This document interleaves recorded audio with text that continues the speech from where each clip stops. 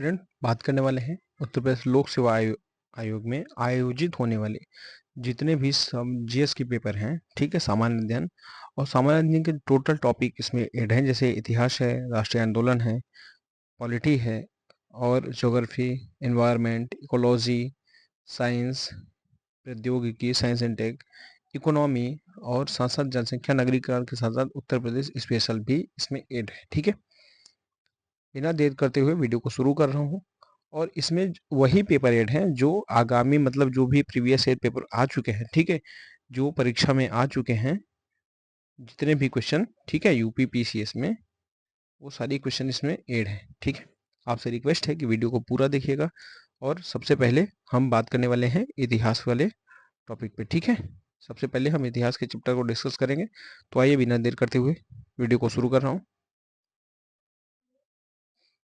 इसमें पहला क्वेश्चन लिया गया है, ठीक है, एंशियंट हिस्ट्री से, ठीक, प्रागैतिहासिक संस्कृति से। पहला क्वेश्चन क्या आया है यूपी पीसीएस में, ये जितने भी क्वेश्चन हैं वो सब यूपी पीसीएस में आए हुए क्वेश्चन है। ठीक है, पहला कथन है, कथन कारण पे है। कथन क्या है, विंध्य क्षेत्र में पाषाण युगीन लोगों ने, ठीक है, पाषाण युगीन मतलब जो ऐसे लोग जो पाषाण मतलब अ, शुरू में जब सभ्यताएं नहीं विकसित हुई थी तब के क्वेश्चन बना है कि नूतन भूतकाल के अंत में गंगा घाटी में प्रवेश किया था। ठीक है, कारण क्या है, जलवायु परिवर्तन के कारण इस काल में शुष्कता का चरण था। ठीक है, मतलब जब ऐसे समय में जब शुष्कता चरम पे थी, चरम अवस्था पे, तो विंध्य क्षेत्र के लोगों ने कहाँ पे प्रवेश किया, नूतन भूतकाल के अंत में गंगा घाटी में प्रवेश किया था। ठीक है, कहाँ पे, गंगा घाटी में, और शुष्कता के चरम की वजह से, जब शुष्कता बढ़ गई थी मतलब गर्मी की वजह से, चरम पे इन्होंने ऐसे कंडीशन में प्रवेश लिया था। तो ये कथन और कारण दोनों सही है और आर्य की व्याख्या कर रहा है। ठीक है, आइए व्याख्या देखते हैं इसका। व्याख्या क्या है, विंध्य क्षेत्र के पाषाणी युगीन लोगों ने नूतन भूतकाल के अंत में गंगा घाटी में प्रवेश किया था क्योंकि जलवायु परिवर्तन के कारण इस काल में शुष्कता का चरण था। ठीक है, जलवायु में परिवर्तन हो रहा था, शुष्कता बढ़ रही थी, इसलिए विंध्य क्षेत्र के पाषाणी युगीन लोगों ने गंगा घाटी में प्रवचन किया था। ठीक है, और इसलिए आर्य दोनों कथन सही है और आ की सही व्याख्या करता है। अब कार्यक्रम की अवस्था पे चीज़ों को डिसाइड करना है कि कौन से कालक्रम पहले आए थे, कौन सा जमाव पहले आया था, क्या चीज़ें पहले देखते हैं। पहला क्या है, ये पटपरा जमाव, खितौनी जमाव, बाघौर या सिहावल। आइए एलिमिनेशन करते हैं, क्वेश्चन देखते हैं क्या सही है।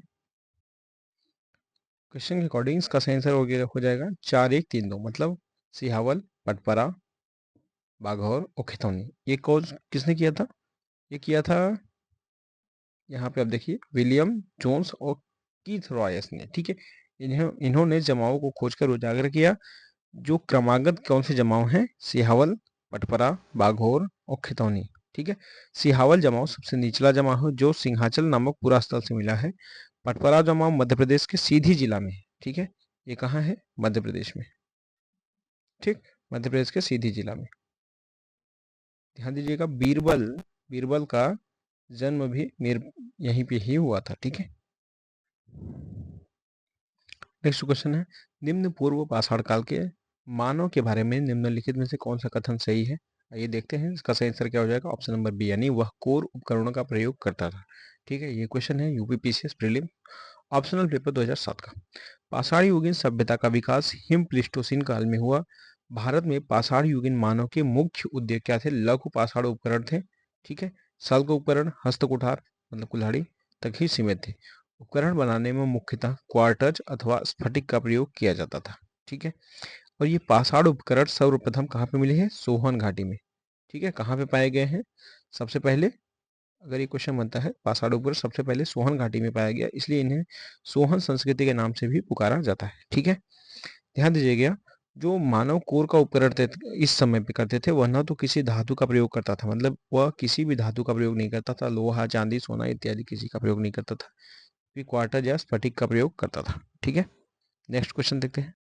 नेक्स्ट क्वेश्चन है, पूर्व पाषाण कालीन मानव का मुख्य धंधा क्या था, शिकार खेलना। पूर्व पाषाण काल, ठीक है, पाषाण काल के भी पहले मानव का मुख्य धंधा क्या था, जीविकोपार्जन का, वो शिकार खेलना था। ठीक है, आइए नेक्स्ट क्वेश्चन देखते हैं। नेक्स्ट क्वेश्चन क्या है, निम्नलिखित में से किस क्षेत्र में पूरा पाषाण काल, मध्य पाषाण काल और नव पाषाण काल के अवशेष क्रम में पाए गए हैं, तो ये पाए गए हैं बेलन घाटी में। ठीक है, बेलन घाटी कहाँ है? विंध्य क्षेत्र और नर्मदा घाटी से पूरा पाषाण काल, मध्य पाषाण काल के तीनों के अवशेष पाए गए हैं।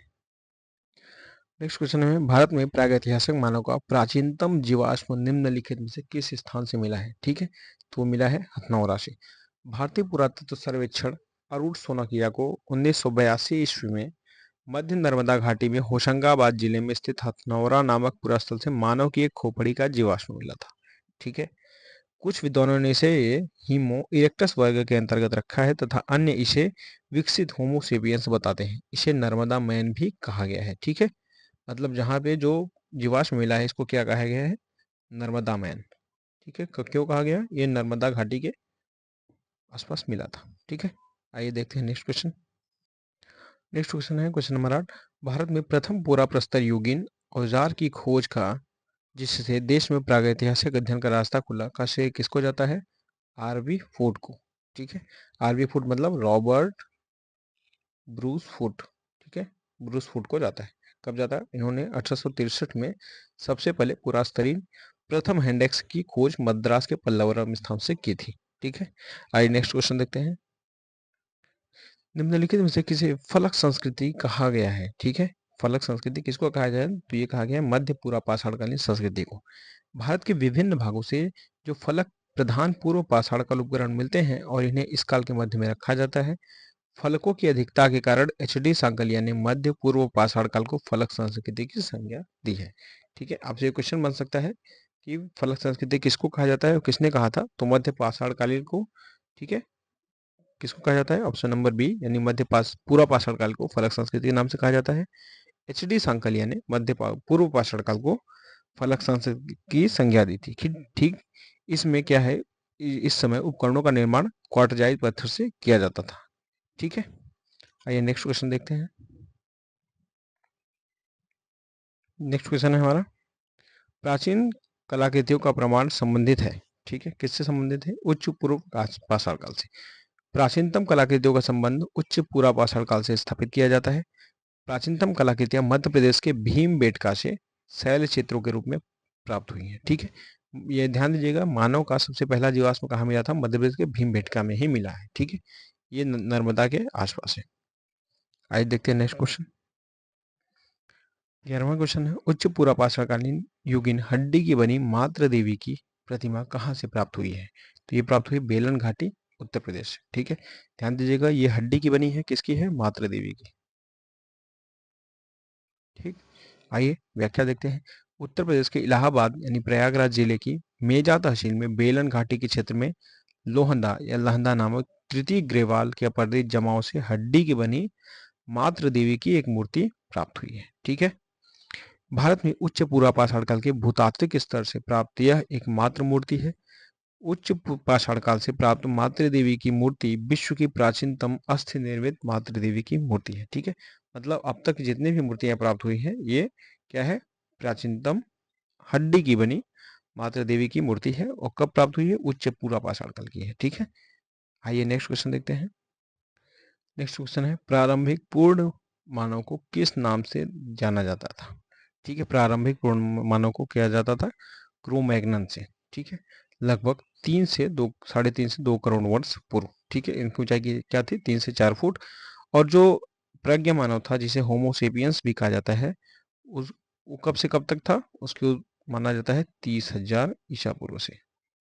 ठीक है, वो कब से कब माना जाता है? उसकी आरंभिक स्थिति 30,000 ईसा पूर्व से। ठीक है, आइए देखते हैं नेक्स्ट क्वेश्चन।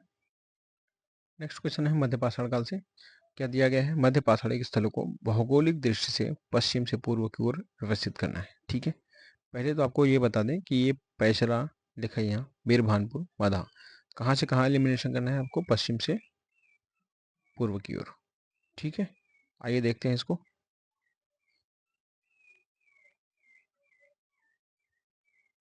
सबसे पहले क्या आ जाएगा? सबसे पहले आ जाएगा माधा। माधा कहाँ है? माधा है उत्तर प्रदेश के प्रतापगढ़ जिले में। ठीक है, उसके बाद क्या आ जाएगा? ऑप्शन नंबर 2 यानी लिखैया। लिखैया कहाँ है? लिखैया मिर्जापुर में है। वहीं पैसरा की बात करें तो पैसरा बिहार में, बीरभानपुर की बात करें तो बीरभानपुर पश्चिम बंगाल में।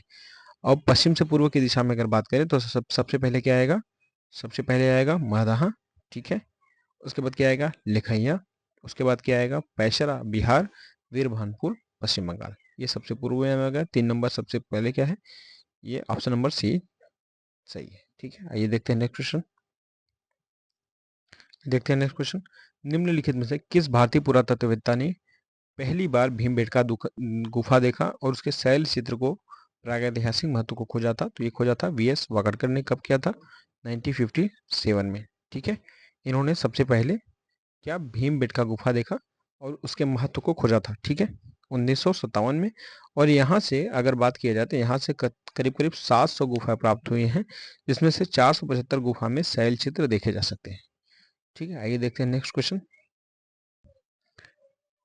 नेक्स्ट क्वेश्चन है, उत्खनित प्रमाणों के अनुसार पशुपालन का प्रारंभ कब हुआ था? पशुपालन का प्रारंभ हुआ था मध्य पाषाण काल में। ठीक है, प्राप्त पुरातात्विक साक्ष्यों के अनुसार पशुपालन का प्रारंभ मध्य पाषाण काल में माना जाता है।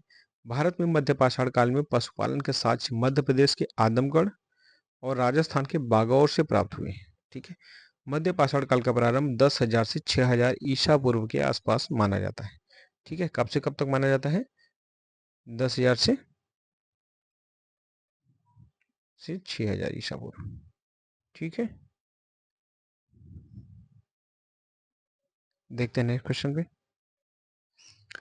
क्वेश्चन नंबर 17 है, सराय नाहर राय और महदहा संबंधित है। किससे संबंधित है? गंगा घाटी की मध्य पाषाण संस्कृति से संबंधित है। ठीक है, गंगा घाटी के मध्य पाषाण संस्कृति से सराय नाहर राय और महदहा संबंधित है। दोनों स्थल कहाँ है? दोनों स्थल कहाँ है? दोनों स्थल है प्रतापगढ़ में। ठीक है, प्रतापगढ़ में, प्रतापगढ़ उत्तर प्रदेश। आइए व्याख्या देखते हैं। सराय नाहर राय और महदहा गंगा घाटी की मध्य पाषाण संस्कृति से संबंधित है। इसमें से सराय नाहर राय प्रतापगढ़ जिले में स्थित है, जिसकी खोज की थी केसी ओझा ने। ठीक है, इसकी खोज किसने की थी? केसी ओझा। ठीक है, यहाँ से 11 मानव समाधियां तथा 8 गर्द चूल्हे भी पाए गए हैं। यहाँ एक समाधि ऐसी है जिसमें से एक साथ चार चार मानवों को दफनाया गया है। ठीक है, मतलब अधिक मानवों को दफनाने का भी यहाँ पे साक्ष्य मिलता है। महाधा नामक मध्य पाषाणिक स्थल भी प्रतापगढ़ जिले में स्थित है। मतलब ये दोनों स्थल जो हैं, ये दोनों स्थल कहाँ हैं? दोनों स्थल हैं प्रतापगढ़ में। ठीक है, प्रतापगढ़ में। प्रतापगढ़ कहाँ है? उत्तर प्रदेश।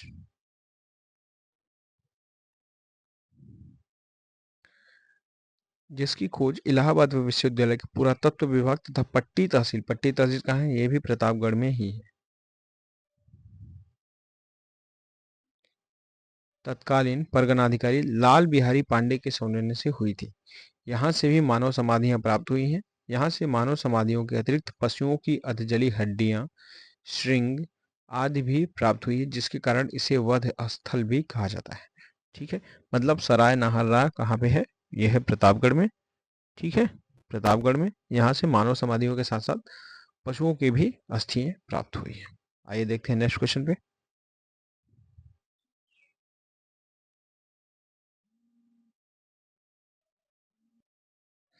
नेक्स्ट क्वेश्चन है, निम्नलिखित में से किस मध्य पाषाणिक स्थल से हड्डी के बने आभूषण प्राप्त हुए? तो यह है महदहा से। ठीक है, महदहा का है उत्तर प्रदेश के प्रतापगढ़ में। ठीक है, यहाँ से हड्डी के बने आभूषण प्राप्त हुए हैं। आइए देखते हैं नेक्स्ट क्वेश्चन। क्वेश्चन नंबर 19 है, एक ही कब्र से 3 मानव कंकाल कहाँ पे प्राप्त हुए हैं? दमदमा। ठीक है, व्याख्या देखते हैं। दमदमा नामक मध्य पाषाणिक पुरास्थल उत्तर प्रदेश के प्रतापगढ़ जिले में स्थित है। 1982 से 1987 तक यहाँ उत्खनन हुआ था। इसमें 11 मानव शवाधान मिले हैं। ठीक है, जिनमें से 35 कब्रों में एकल शवाधान, 5 कब्रों में दो दो शवाधान या एक कब्र में एक साथ 3 मानव कंकाल प्राप्त हुए हैं। ठीक है, ज्ञात है कि विंध्य क्षेत्र में स्थित लेखैया शिलाश्रय से सर्वाधिक मानव के कंकाल प्राप्त हुए हैं। ठीक है, नेक्स्ट क्वेश्चन है, विंध्य क्षेत्र में किस शिलाश्रय से सर्वाधिक मानव कंकाल मिले हैं? तो अभी ये आपका ऊपर वाला क्वेश्चन था, लेखैया से। ठीक है, इसी के साथ वीडियो को यहीं पे समाप्त करते हैं। आगे के क्वेश्चन अगले वीडियो पार्ट में सॉल्व किए जाएंगे। आपसे रिक्वेस्ट है कि वीडियो को प्लीज़ लाइक कर दीजिएगा और साथ साथ चैनल को सब्सक्राइब करना ना भूलें। ठीक है, आगे के वीडियो पाने के लिए प्लीज़ चैनल को सब्सक्राइब जरूर कर लीजिएगा। Thank you very much. Good day.